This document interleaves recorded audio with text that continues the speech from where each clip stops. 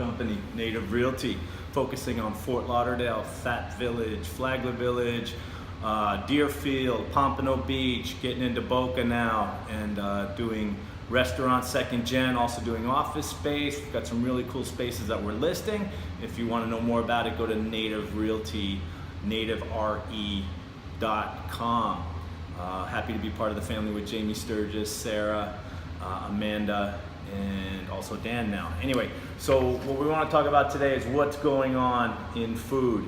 Very interesting stuff they were talking about recently in New York. 2019 food and drink trends as predicted by New York's The Next Big Bite. Simplicity, plant-based products, cooking at home, innovative foods, craft beer is losing its fizz, comfort food classics with unexpected ingredients. All right, so what are we talking about here? The first thing we're talking about is simplicity. Basically, let's get back to basics. You know, people are getting way too crazy, way too carried away with food. Food is something we eat 3, 5, 10 times a day. If it's Halloween, lots of candy, which we just had. You know, brightly colored food, artificial looking food is out. What we want now is good, solid food, locally sourced, sustainable, all that good stuff. People will pay more money for quality food. Plant-based products, once again, the big trend is vegetarian. Big hit now is the Impossible Burger. What do you guys, have anybody tried that? Let me know what you think of it. I've heard mixed reviews. I'm working with somebody now who's looking to do a plant-based as opposed to vegan. There is a difference. Vegan, I guess, is a little more processed compared to plant-based, but the person who I spoke to does plant-based and was not really a fan of the Impossible Burger. Also, I've spoke to people who said the reason why I became a vegetarian was because I didn't like the feeling of the texture of meat, which is kind of what the Impossible Burger is doing. But that's the idea, plant-based products. It's already a big hit in Europe as far as vegan and going vegan. I think it's gonna follow suit here in the States eventually. Got a lot of places opening up. Also, we're on the next one. Let's see. Here we go. Cooking at home. This is a negative thing for restaurants. Well, it's negative and it's positive. The negative part of it is you've got your Blue Apron, Martha Stewart meal kit, Plated, Hello Fresh. There's all these people out there that are doing the whole assemble and cook at home. That's not good for restaurants. But there is good news. The good news is people like Blue Apron, they're struggling to turn a profit. There's over 150 meal kit companies right now in the US, according to NPD Group's Darren Cipher, and they believe that the high cost of customer acquisition, that means getting people to buy, and the low retention makes for an expensive business model that is unsustainable. This last year saw Blue Apron shares down by over 75%. I can vouch for this. We did Blue Apron. We did it once or twice and basically found it not to be something that we wanted to do on a regular basis.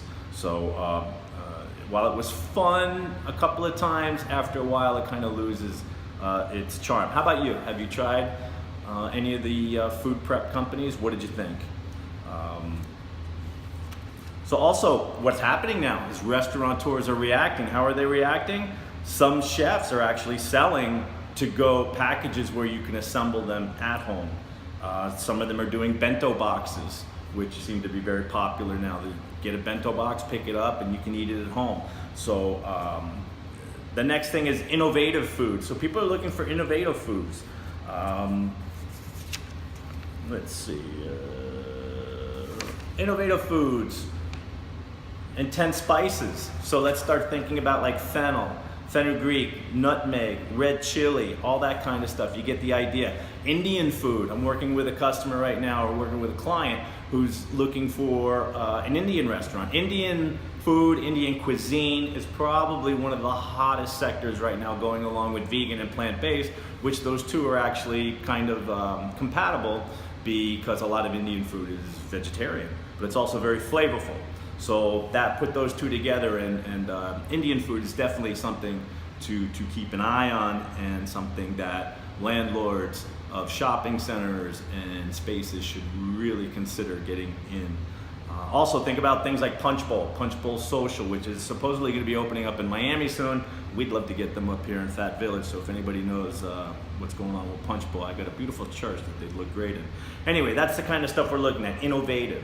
Let's talk about some of the headwinds. Craft beer is losing its fizz. They're saying that the craft breweries are not proliferating as fast as they were before. What's actually coming on now is a lot of craft cocktails. So craft breweries are kind of on the wane right now. I love craft breweries.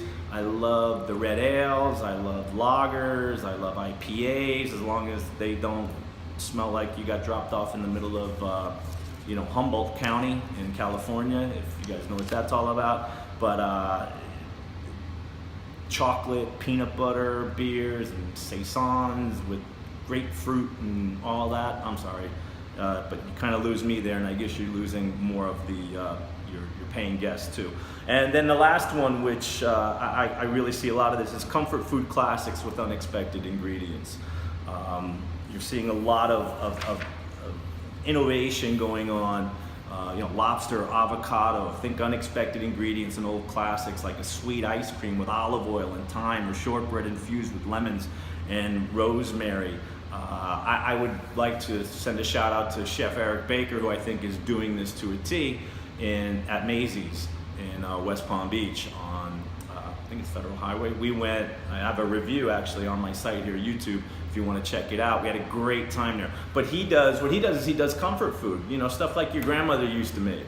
But he's got an unexpected twist on everything. Everything comes with a little slightly different combination of spices than you might be used to. But very prepared with a lot of love, a lot of care, and a lot of skill. And it kind of matches the decor. The decor in there is, family pictures, family from back in the 30s, 40s, 50s, black and whites all over the place, and then hip hop, which is part of Eric's personality, Eric and his partner.